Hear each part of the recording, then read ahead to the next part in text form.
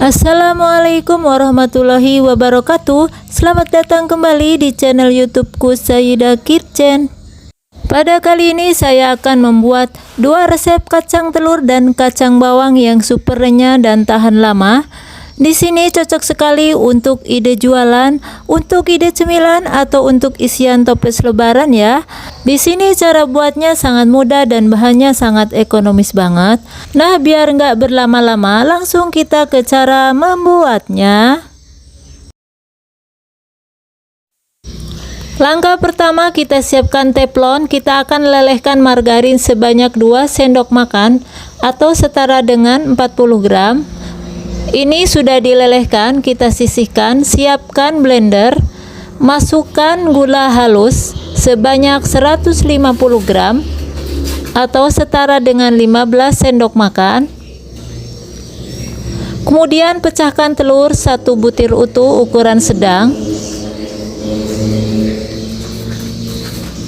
Lalu tambahkan 1 bungkus bawang putih bubuk setara dengan 5 gram.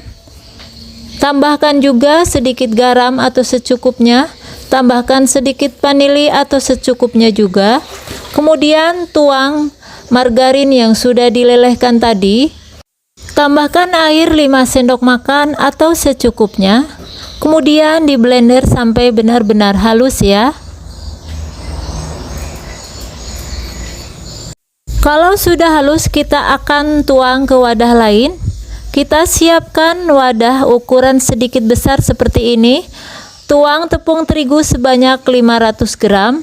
Kemudian tambahkan tepung maizena sebanyak 60 gram atau setara dengan 5 sendok makan.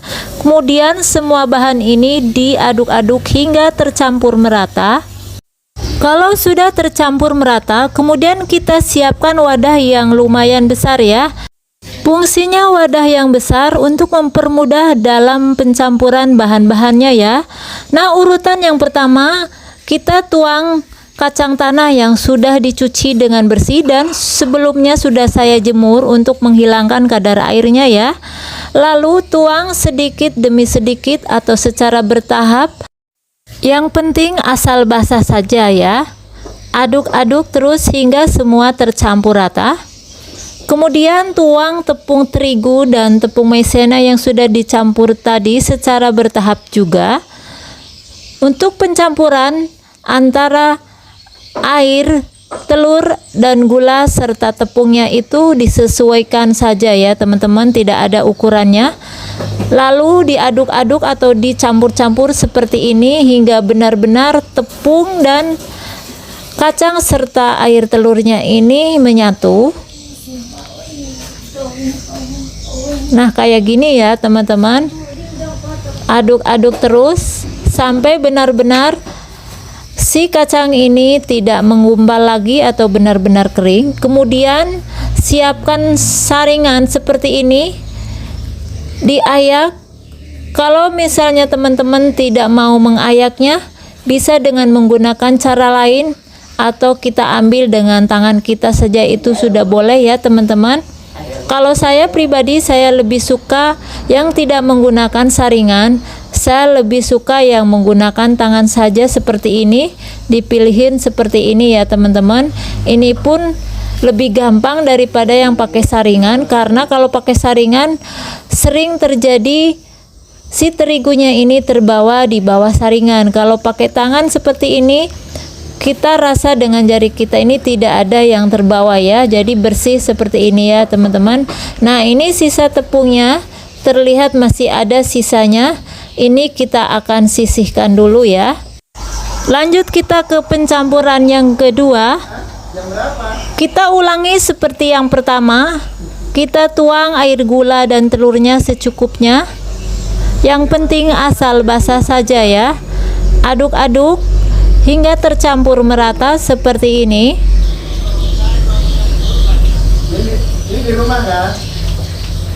Nah, kira-kira seperti ini saja ya teman-teman. Kalau udah, kita akan campurkan tepung-tepungnya juga. Tepungnya secukupnya juga ya teman-teman.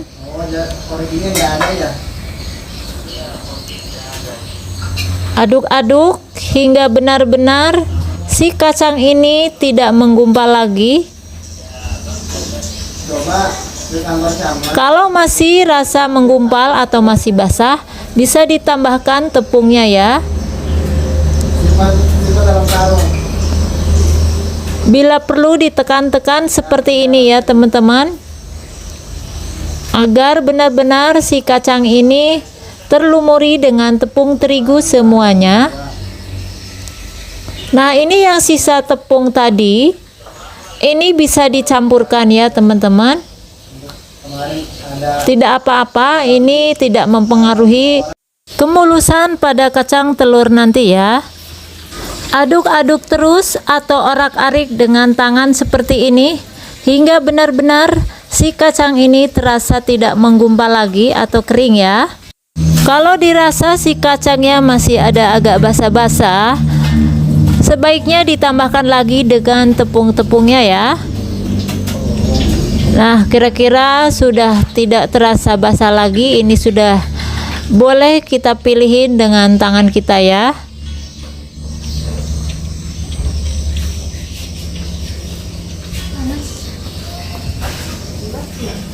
Kita pilihin dengan cara yang pertama tadi ya.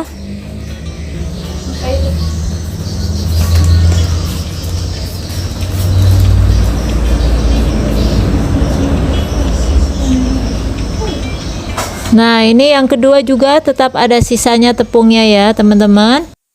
Lanjut kita ke pencampuran yang ketiga. Sama seperti yang sebelumnya, kita tuang air gula dan telurnya secukupnya, asal basah saja. Campurkan hingga semua bahan tercampur merata. Aduk-aduk terus hingga si kacangnya tercampur dengan air gula dan air telurnya. Kalau sudah tercampur, kita tambahkan juga tepung-tepungnya secukupnya. Kita aduk-aduk dengan spatula, campur terus agar benar-benar si kacangnya ini tidak menggumpal lagi atau basah. Lebih mudah lagi, kita akan ganti pencampurannya dengan tangan kita ya, agar bisa merasakan si kacangnya ini benar-benar kering atau tidak basah lagi atau menggumpal. Campur terus atau aduk-aduk terus dengan tangan kita. Kalau sudah terasa kering atau tidak basah lagi atau tidak menggumpal lagi, kita goyang-goyang seperti ini. Mulailah kita akan pilih seperti cara yang sebelumnya. Lakukan hingga semuanya selesai. Kalau sudah selesai, kita akan lanjut ke pencampuran yang keempat. Lakukan seperti cara yang sebelumnya. Tuang air gula dan telurnya secukupnya. Aduk-aduk terus hingga tercampur merata.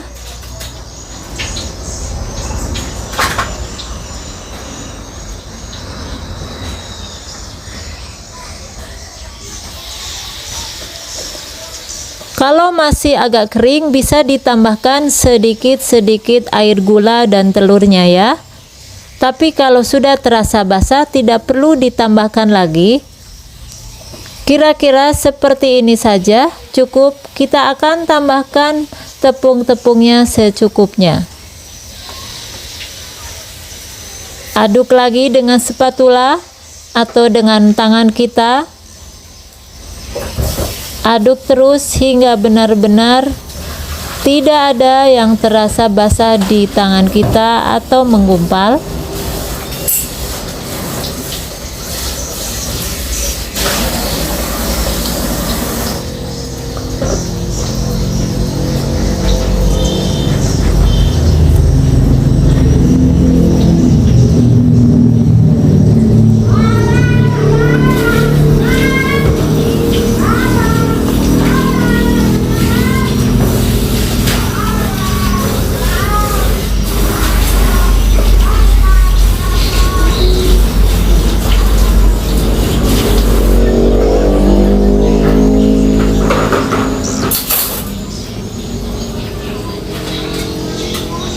Kalau sudah terasa kering, kita goyang-goyang seperti ini.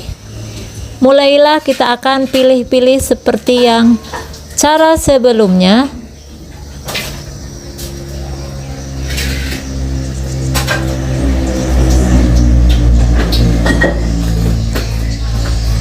Kalau sudah, kita akan lanjut ke pencampuran yang terakhir, yaitu pencampuran yang kelima. Jadi pencampuran total seluruhnya adalah sebanyak 5 kali ya teman-teman. Nah, ini kita semuakan. Jadi ukurannya pas ya teman-teman, 1 butir telur dengan 250 gram gula halus ditambah dengan sedikit air dengan perbandingan tepung terigu sebanyak 500 gram dan kacang tanah 500 gram. Ini pas ya teman-teman, tidak ada yang sisa. Tidak menutup kemungkinan bila teman-teman suka yang lebih tebal lagi kulit kacang telurnya, itu bisa ditambahkan dengan 1 butir telur lagi ya, dan bisa ditambahkan takaran terigunya juga. Jadi di situ ya teman-teman, untuk ketebalannya itu disesuaikan dengan selera. Nah, bagi saya untuk resep yang kali ini sudah pas ya. Jadi tidak terlalu tipis dan tidak terlalu tebal.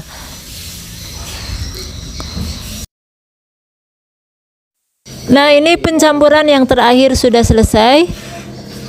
Ini sisa tepungnya masih ada ya, sedikit. Ini bisa digunakan untuk membuat kue atau makanan yang lain. Kemudian siapkan wajan dan siapkan minyak secukupnya.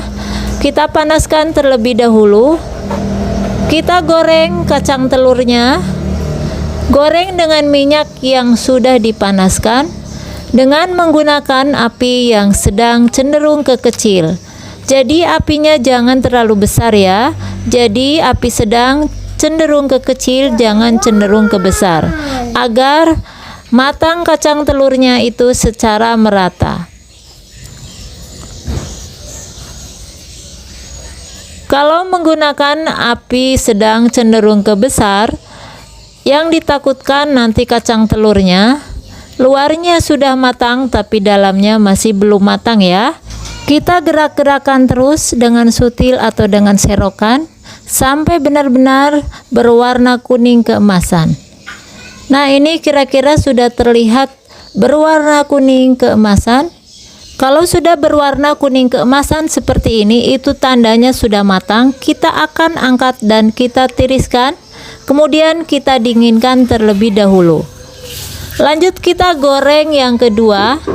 Kita goreng secara bertahap ya teman-teman, karena minyaknya tidak banyak. Jadi kalau teman-teman ingin menggoreng sekaligus atau 1 kali penggorengan, itu bisa ditambah minyaknya ya. Nah, ini untuk penggorengan yang pertama sudah dingin, kita sisihkan dulu ke wadah lain. Lanjut kita orak-arik lagi atau kita gerak-gerakan dengan serokan untuk penggorengan yang kedua.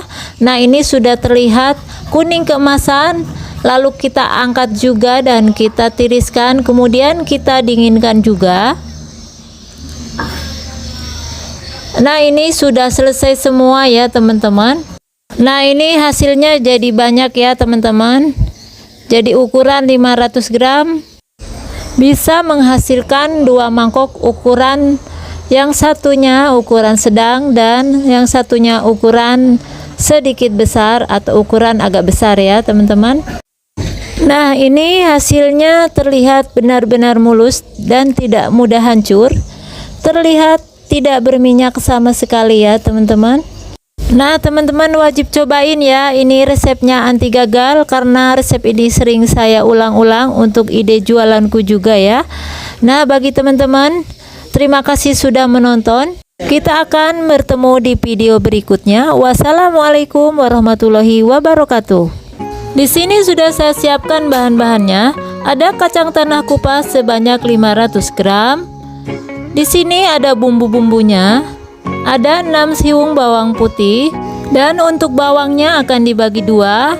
3 siungnya akan digeprek untuk pencampuran perebusan kacangnya ya, dan 3 siungnya diiris-iris. Ini ada 6 lembar daun jeruk, 3 lembar untuk pencampuran perebusan dan 3 lembar untuk diiris-iris dan digoreng. Nah, ini ada santan kara, nanti menggunakan setengahnya saja. Ada garam secukupnya. Dan ini ada 300 ml air, nanti kalau kurang bisa ditambah ya, yang penting benar-benar terendam. Lanjut kita siapkan panci atau teflon seperti ini ya. Lanjut tuang itu airnya semuanya, tuang juga garamnya, dan ini bawang putih digeprek saja. 3 lembar daun jeruk yang sudah diiris tengahnya. Lalu tambahkan santan, santannya gunakan setengah saja ya.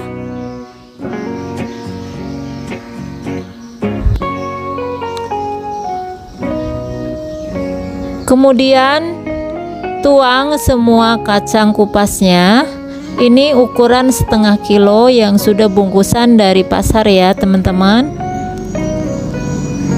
Kemudian diaduk-aduk semuanya hingga tercampur merata. Kemudian nyalakan kompor dan tunggu hingga benar-benar mendidih. Dan masak kacangnya jangan terlalu lama ya teman-teman, sekitar 5 hingga 7 menit saja. Kalau sudah mendidih seperti ini, tunggu dari jarak mendidih ini sekitar 7 menit saja.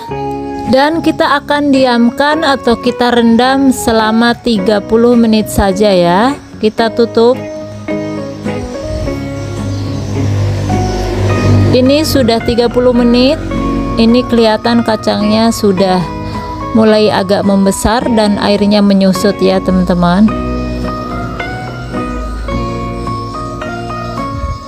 Kemudian kita siapkan wadah dan saringan seperti ini. Kita saring ya.